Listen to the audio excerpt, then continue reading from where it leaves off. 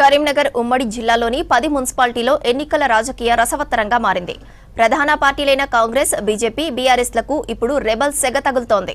Ticket దక్కని నేతలంతా సింహం, ఏనుగు, గ్లాసు వంటి గుర్తులతో ఎన్నికలకు సిద్ధమయ్యారు. ఎన్నికల్లో పార్టీ గుర్తులే కీ రోల్ ప్లే చేస్తాయంటున్నారు నేతలు.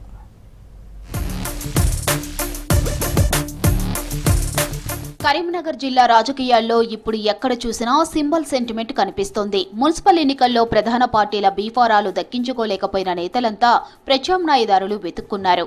కరీంనగర్, రామగుండం మున్సిపల్ కార్పొరేషన్లతో పాటు సిరిసిల్ల, జగిత్యాల, కోరుట్ల, మెట్పల్లి, హుజరాబాద్ వంటి 10 మున్సిపాలిటీలో ప్రధాన పార్టీల నుంచి టికెట్ దక్కని సీనియర్ నాయకులు ఇప్పుడు all India forward bloc party సింహం గుర్తు, బీఎస్పీ ఏనుగు గుర్తు, జనసేన గ్లాస్ గుర్తులతో ప్రచారం చేస్తున్నారు. ఏళ్ల తరబడి పార్టీ కోసం కష్టపడ్డా తీరా ఎన్నికల సమయానికి మమ్మల్ని చిన్నచూపు చూసి టికెట్ నిరాకరించారని నేతలు ఆరోపిస్తున్నారు.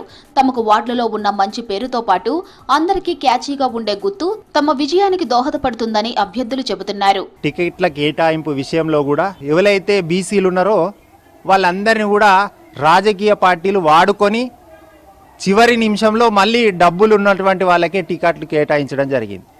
దానివల్ల కూడా ఆ పార్టీలో ఇన్ని సంవత్సరాల కాలం పనిచేసినటువంటి వాళ్ళందరూ కూడా ఇండిపెండెంట్గా, స్వతంత్రులుగా పోటీ చేయడం జరిగింది. బహుజన్ సమాజ్ పార్టీ నాయకులు, కార్యకర్తలు అందరూ కూడా అండగా ఉండి వారి గెలుపు కోసం కృషి చేస్తారు. బీజేపీ కానీ, కాంగ్రెస్ కానీ, బీఆర్ఎస్ కానీ ఇలా చాలా మంది ఉన్నారు. మంచి మంచి వ్యక్తులు వచ్చి మా పార్టీలో జాయిన్ కావడం జరిగింది. మొన్న పార్టీలు ఏవైనా కూడా జనసేన పార్టీ మేము మంచి వ్యక్తులను చూసి యువతను చూసి వాళ్ళ వర్తను చూసి వాళ్ళని పోటీలో దించడం జరుగుతుందని చెప్పేసి మేమందరం ముమ్మర ప్రచారానికి సిద్ధంగా ఉన్నాం. టికెట్ల కేటాయింపుల్లో వచ్చిన వివాదాలు చిన్న పార్టీలకు వరంగా మారాయి. ముఖ్యంగా ఆల్ ఇండియా ఫార్వర్డ్ బ్లాక్ లాంటి పార్టీలు సాధారణ సమయాల్లో నిశ్శబ్దంగా ఉన్నా ఎన్నికల వేళ మాత్రం ఫుల్ డిమాండ్ను సొంతం చేసుకుంటున్నాయి.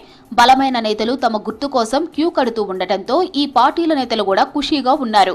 బలమైన నేతలు మా గుర్తుపై పోటీ చేయడం వల్ల పార్టీకి ఓటు శాతం పెరుగుతుందని ఆ పార్టీ నేతలు చెబుతున్నారు.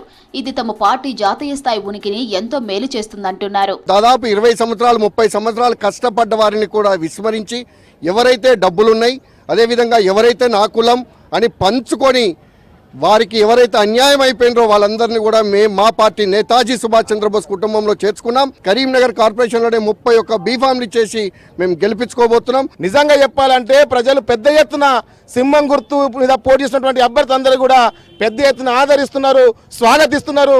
ఖచ్చితంగా మేము సింహం గుర్తు మీద ఓటు వేస్తామని చెప్పేసి ఈరోజు కరీంనగర్ కార్పొరేషన్లో ప్రజలు చెప్పడం జరుగుతూ ఉన్నది. బీజేపీ లాంటి పార్టీలో టికెట్ దొరకని వాళ్లు, పవన్ కళ్యాణ్ అభిమానులు కొందరు జనసేన పార్టీకి చెందిన గ్లాస్ గుర్తుపై పోటీ చేస్తున్నారు. ఈ గుర్తు యువతను ఆకర్షిస్తోంది. అటు బీఎస్పీ ఏనుగు గుర్తు కూడా దళిత ఓటు బ్యాంకును చీల్చే ప్రమాదం ఉండటంతో ప్రధాన పార్టీలో టెన్షన్ మొదలైంది. ఓటర్లు ఓటు వేసేటప్పుడు క్యాచీగా ఉండే గుర్తు అందరినీ ఆకర్షిస్తుంది. వార్డు స్థాయి ఎన్నికల్లో అభ్యర్థి ముఖం ఎంత ముఖ్యమో గుర్తు కూడా అంతే ముఖ్యమంటున్నారు నేతలు. ఎలక్షన్ రోస్టర్లో ఓటరుకు ఈజీగా కనిపించే సింహం, ఏనుగు, గ్లాస్ గుర్తులు ప్రధాన పార్టీల చిహ్నాలైన హస్తం, కారు, కమలం పక్కనే ఉండటంతో అభ్యర్థుల మధ్య టఫ్ ఫైట్ నడుస్తోంది.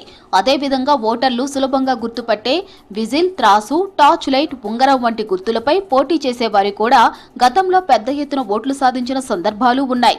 ఇలాంటి గుర్తులు అభ్యర్థులకున్న పేరుతో పాటు ఓటర్లను తమ వైపు తిప్పుతాయని వారు భావిస్తున్నారు.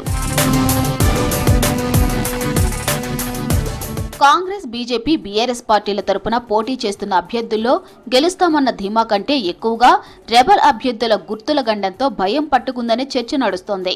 మరి ఈ చిన్న పార్టీల గుర్తులు పెద్ద విజేతలను మారుస్తాయా?